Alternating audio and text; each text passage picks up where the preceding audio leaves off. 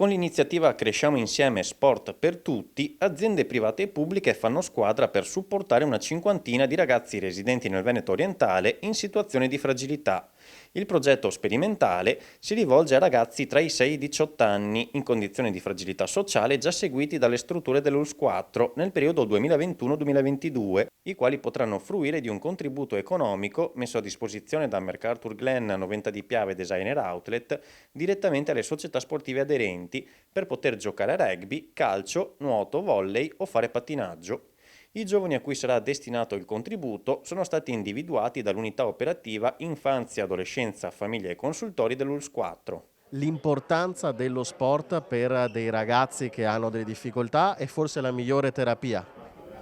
Sì, lo sport è importante per tutti, per tutte le età e ancora di più per i ragazzi in fase di crescita, da un punto di vista fisico per il benessere e per la salute in generale, dal punto di vista psicologico e relazionale perché permette ai nostri giovani di stare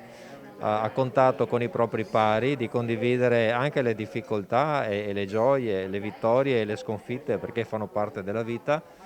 e di avere anche il contatto con quelli che per loro sono gli educatori in questa fase della vita, cioè i loro coach, i loro allenatori che hanno una responsabilità importante perché assieme alla scuola e alla famiglia il mondo dello sport accompagna i nostri ragazzi nella fase di crescita. Noventa di Piave Designer Outlet ha sostenuto in prima linea l'iniziativa che si inserisce nel più ampio programma di impegno sociale del gruppo MacArthur Glen, sia nei confronti del territorio in cui sviluppa il proprio business, sia della comunità interna al centro. Sono piccoli gesti e piccoli segnali che vogliono rimarcare l'attenzione che la nostra azienda